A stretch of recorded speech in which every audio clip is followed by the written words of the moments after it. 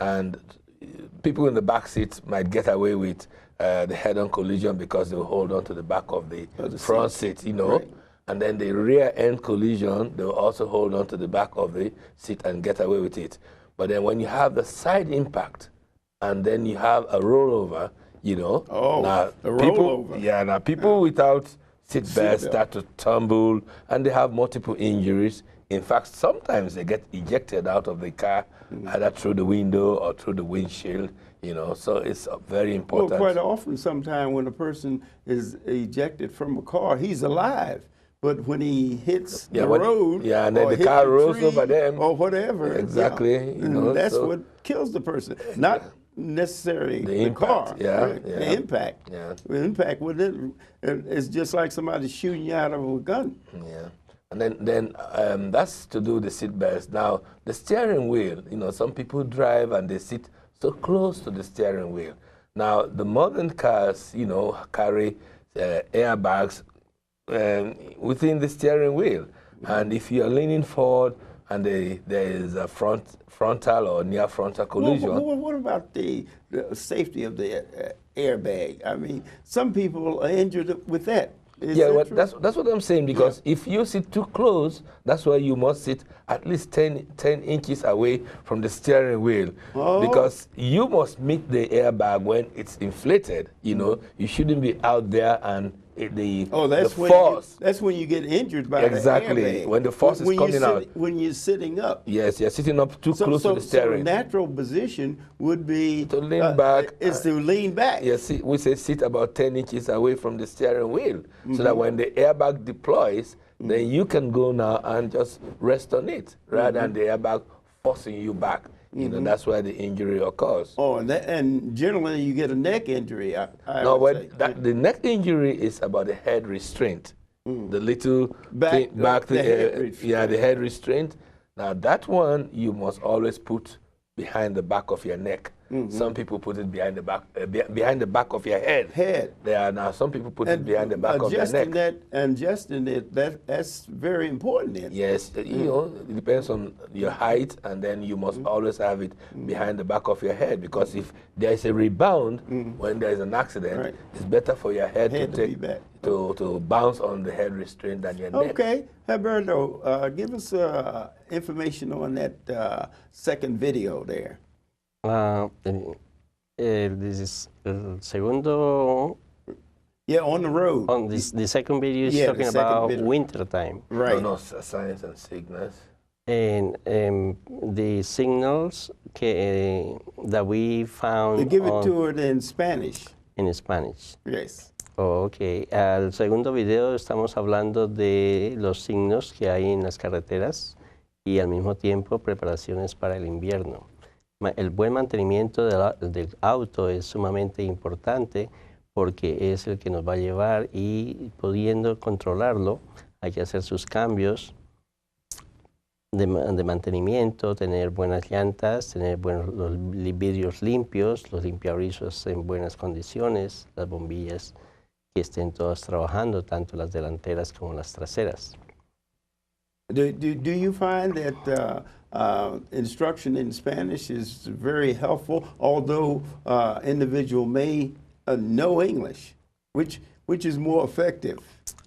Sí, tenemos una comunidad bastante grande en latina en esta área metropolitana de Washington, y es sumamente importante de que reciban la información en su idioma natal, pero al mismo tiempo que entiendan todas las instrucciones y los signos en inglés. Well, what do you suggest that individual preparing to a 16-year-old or 15-year-old preparing to drive? Should the parents be in the car with you or not?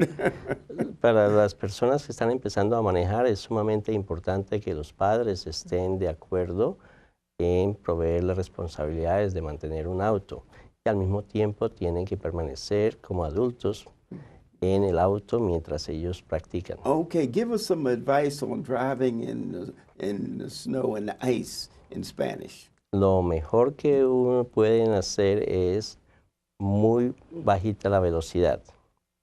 manejar bajito en velocidad y al mismo tiempo tener el carro en muy buenas condiciones.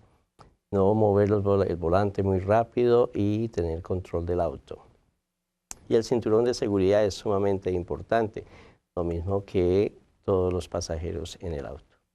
Okay, Dennis, now you give us some advice in driving in ice and snow. We've had plenty of snow in the last 2 weeks. So I bring this to the people because everyone has to go out and drive, you know, after a snow. Tell us about driving in the snow, safety measures. Well, driving in snow is an adverse condition.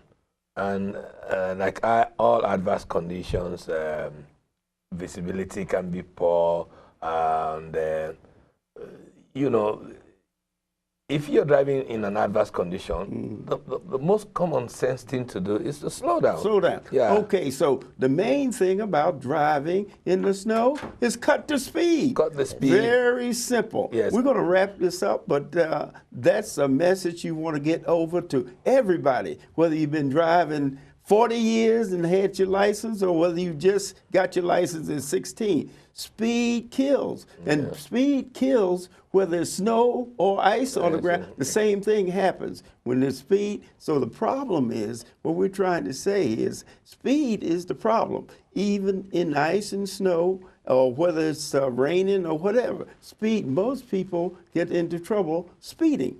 So remember that now. And when you want some good advice about driving, go over to M&A driving school, and Dennis here, they have some outstanding instructors there that will give you an idea of the types of things you should be doing, and that they always tell you the safety measures. When you put your youngster out there, the best thing to do is see a professional. Don't mom and pop that driving, because what happened with mom and pop, you get emotional, you know, and you're worried about the dents on your car and that type of thing. So I like to thank you for being here with the M&A and the driving school there, Dennis. They have an outstanding business there. But the thing about it is that you promote safety, and you promote safety in more than one language. You know, and I think that's very important, because when a person is out there, they don't understand the signs. I think Herberto, he told them in Spanish.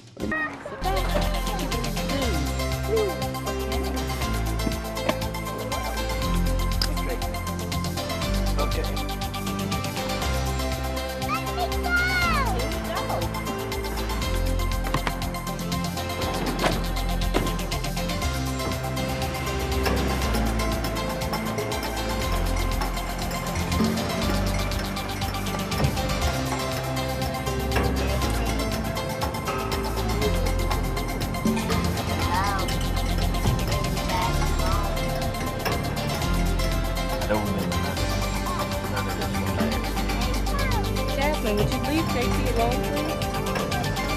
Can you help me out here, Stephanie? I'm a little lost. I thought you knew where you were going.